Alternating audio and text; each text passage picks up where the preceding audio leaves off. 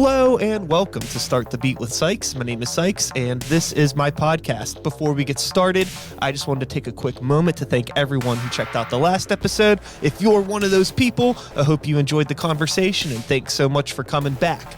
But for everyone out there who's new to the show, welcome. Feel free to make yourselves at home. And as always, there's beer, soda, water, coffee in the fridge. Cheers to everyone out there on the internet. The thing that I find interesting about TikTok is that it's obviously a different way to create a different kind of content. Mm-hmm. And I do see value in, creating content that works for that platform and you share it with like-minded people that like that content, blah, blah, blah. But it's like, I make like songs and I do hour-long podcasts. I don't do like minute goofy videos. So it's like the fundamental of what it is like, I don't do that content. I'm sure that I can mold that what I do to that platform, but then now I'm doing something that I didn't want to do to appease like an algorithm or a social media platform that I didn't really intentionally like want to be involved with. It just seems like too much work. Mm-hmm. I'm just not interested. Yeah. But I'm happy it exists. But to each their own, of course. Totally. Yeah. Totally. I think that the thing that is like really interesting is like how there are musicians that are like really getting discovered off of TikTok. And it's interesting now that like somebody can hear 15 seconds of a song and decide that they like an artist. Mm-hmm. The concept of that is bonkers to me. Yeah. Because like, it's like, I need to hear 15 songs of an artist before on albums. Yeah. And a lot of times, the single that you hear on the radio, it isn't going to sound like everything else that's on the record. Totally. They're picking the thing that's most radio friendly to get you to listen to the record and hear the rest of the stuff. But yeah, it's everything. It's with bands. It's really single driven. I think with Spotify and playlists, and maybe short EPs. And I feel like the music industry is kind of heading more in that direction and straying away from like the full length album a little bit. But I still have I have a place in my heart for that. I love like the storytelling of a full album. Like listening straight through start to finish, not skipping around. And maybe it's just the way like I grew up listening to them, Yeah, I'm the same way. I think that I don't mind a band releasing singles. Mm-hmm. I don't mind a band releasing EPs. The one thing that I do really not like that a lot of bands do now is they'll release half of their album as singles before the album comes out. And then you've heard half of it. Exactly. It's like, oh, this album from this band that I've been really looking forward to is finally out. And then you pull it up and you're like, I've heard three-quarters of this. A couple more songs. Yeah. And they're like the duds. They're the ones that the label didn't want to release as singles. And like, I feel like cheated almost as a fan. Mm-hmm. Cause I think that like, I remember, I'm not to like romanticize nostalgia or anything, but like, I remember, like Korn put out a video. There's a new Korn song. So you get the one single for the album, but I got to wait until I can actually like get my ass to a CD store, get that album. You had to physically go there. Yeah, you have to go to the store. Hope they had a copy of it. Yeah. Like I remember doing chores for my grandmother to save up money so I could sneak on the bus into Squirrel Hill to buy Follow the Leader the day it came out. And that whole time, I wasn't even sure if the record was going to be at the store. Yeah, you just go and crossing your fingers, hoping for the best. But yeah, I got it. And then, I don't know, I guess there's like a value to that because now there's an experience involved. I got to wait until I get home to even listen to it. You have all that excitement. Yeah. Up, You're just like looking at the CD booklet the whole time and all that stuff. And maybe reading the lyrics before you even heard the songs. And like, I'm not one of these like anti-Spotify people. Like I definitely use Spotify and it is very convenient to be like, oh shit, like there's a new St. Vincent record, let me check it out. But I cannot lie and say that it hasn't unintentionally kind of devalued the release of new music to me, because I'm like, oh, okay, like I'll check that out later. And you can put it off because it's always going to be there waiting for you. Yeah. And next thing you know, I've put off a band for 3 years, and then they put out 3 albums, and I'm like, what the hell? Well, there's a band called Proto Martyr that I really, really like, and for whatever reason, I just stopped thinking about them for a few years. And I was in Michigan at a record store, and I was flipping through, and I was like, oh, cool, they got some Proto Martyr records. I'm like, what is this? What's this? There's like 4 albums that I had no idea existed. It was like, oh yeah, it's been 5 years since you listened to them, but they've been putting out new music. And now I'm like, how the fuck am I gonna? Now you gotta play catch up. Yeah, that just seems daunting to me.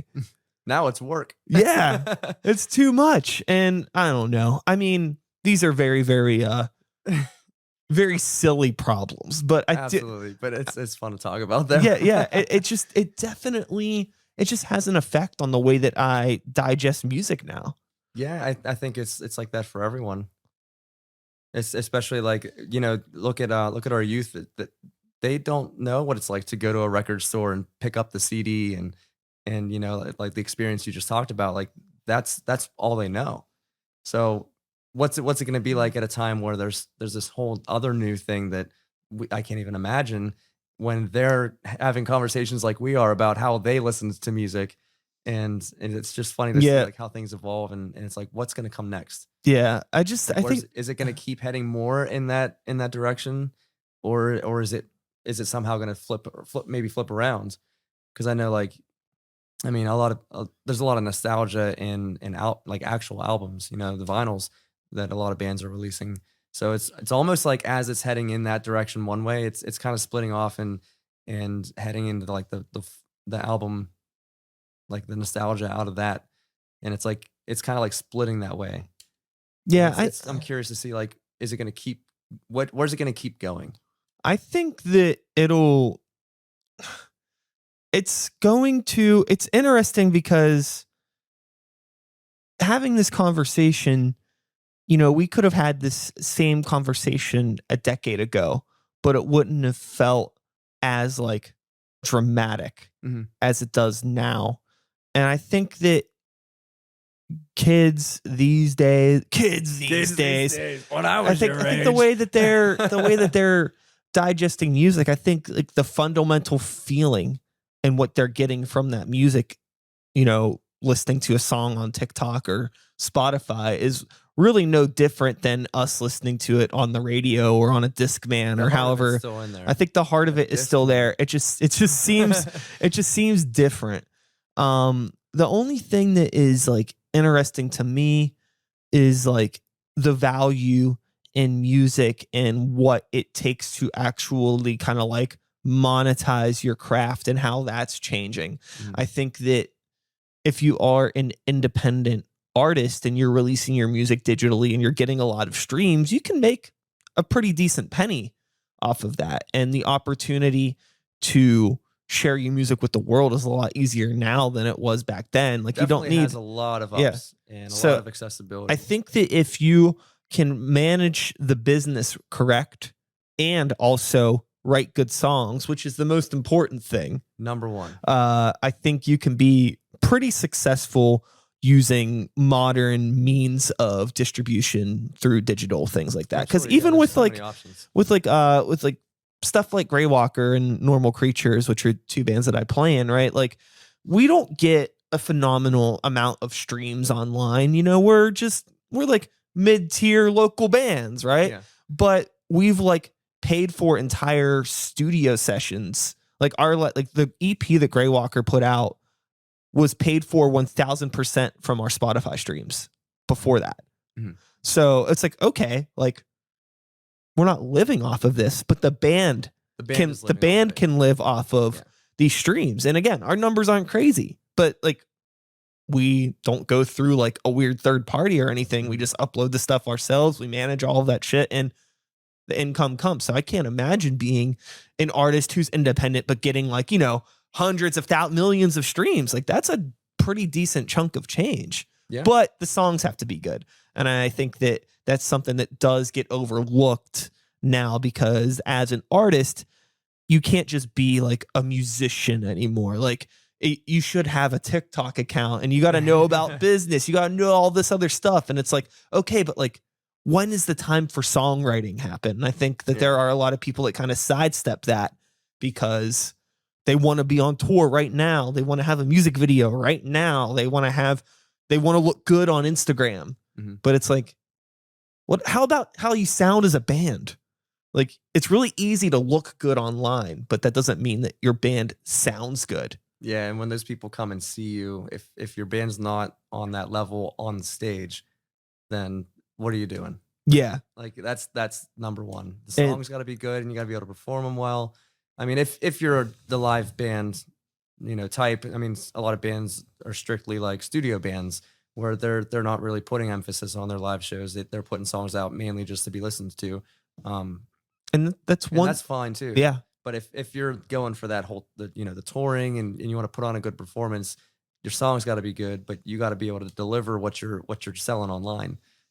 Yeah, I think that one thing that I have noticed with youth culture is I don't think they really give a shit about how music is made.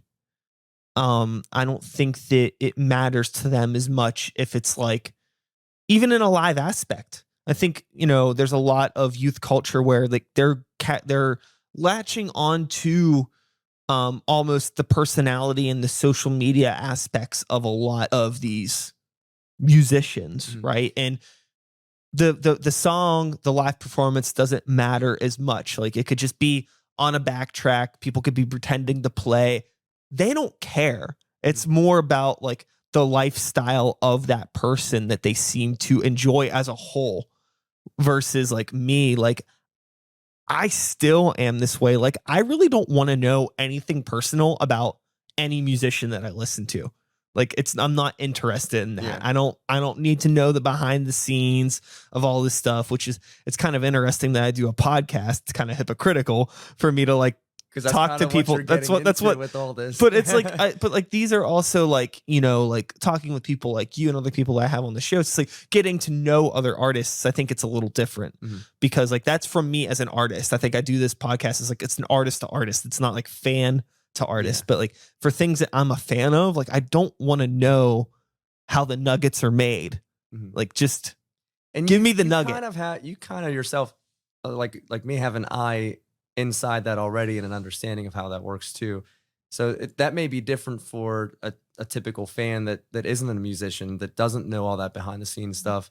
So it's really, I guess, like another one of those like to each their own kind of thing. Yeah. And maybe those fans are more driven to find that and see what that behind the scenes stuff's like, what that lifestyle is like, what process goes into that, more so than a musician that kind of goes through that themselves. Yeah. How has like the transition for you from, obviously starting out as a musician and a fan of music, you start getting into the business side of things, you get behind the curtain.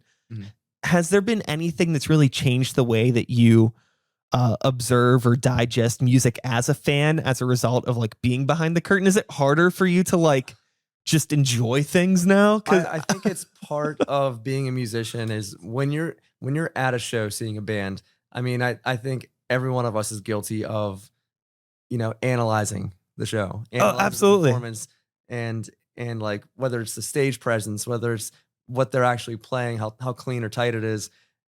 You end up like, I catch myself all the time. I'll sit there and I just like start staring like, all the time, and I'm like watching for things, or it's like watching for little slip ups or anything. But people will be like, "Is something wrong?" Like, this is just how I enjoy things. At the show just rocking out, and I'm just like, that's just how I enjoy things. Yeah, I'm the same way. I'm enjoying it. Trust me.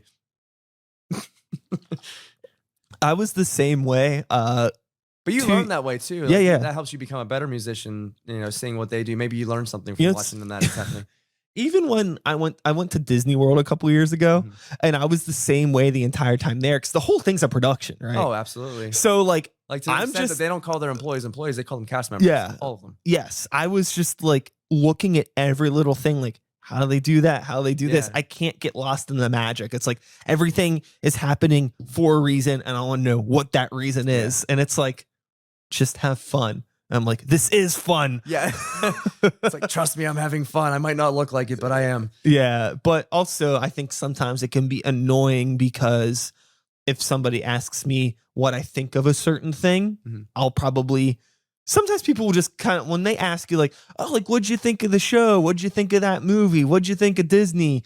They kind of just want you to be like, oh, it was really cool. Yeah. And like, then they're not asking for a 25-minute tirade about the overuse of visual projectors in the theme park that I'm going to give you. That's I'm bad about that sort of things. But you know, real intricate in the details that they probably didn't even notice. It's just like, I'm gonna get worked up thinking about this now. It's just seeing so many adults be amazed by projectors. We've had projectors for a very long time. That's literally what they're just taking what they use to project movies and putting it onto fucking water. Yep. Wow. Everybody's, it's so beautiful. I'm like, yeah, it looks cool, but it's also super lazy. It's super lazy. I mean, it works. Disney World is fun, but it's fucking lazy. I wish that I was. There is a lot of laziness around. Yeah.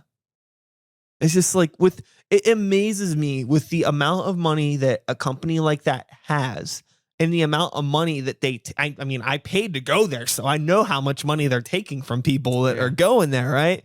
That like all of these things, like somehow like technology ruined Disney World. I'll say that. Technology has helped a lot of things. Technology is ruining theme parks because they're turning everything into projectors and like automating things. And I don't know. I mean, maybe in some ways to get back on track, this is happening with music too.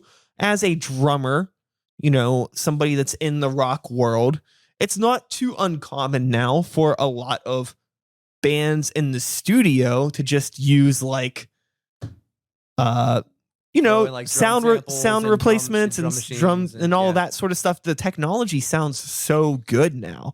And I imagine as somebody who is a player, there has to be some sort of like a weird, what is your relationship with this sort of stuff? Right? I mean, it's work too. I mean, when you get to record drums in the studio, like it's not just go in there, set up the drums and hit play or hit record. Yeah. You know, it's a 3-hour process, you know, setting up the mics, making sure they're all good, getting all the levels right and getting that good full sound, you know, through the board. It's like 3 hours before you even like play the first note of the song, you know, and you're sitting there banging on the snare drum, bang, bang, you know, just getting sounds, kick drum, boom. It's like a sound check on stage, but it's like 10 times longer. Yeah. Because it's like crack, crack. It's like nudging every little knob, like getting it exactly where you want it to be. So that, I mean, at least when we do it, you know, we're trying to get the drum sound as close to the final product as we can. Because sure, like you mentioned, fix it in pre. Yeah, exactly. Yeah. I like that. Yeah. Fix it in pre. Yeah. Because I mean, we do have that traditional like sound and vibe to us with Big Atlantic where it's like an old school kind of thing. Like we want to record the drums. We want the drum sound that we record to be on the record. And I mean, we don't want to, you know, end up throwing drum samples over top of everything. And it's like, what do we even put the drums in there for? Yeah. You know, we could just grab the samples and cut and paste parts in there. But we like it to be as natural as we can. And I think that's one thing that I mean, I feel like we put extra effort into that. And I think that's one little detail that kind of sets us aside.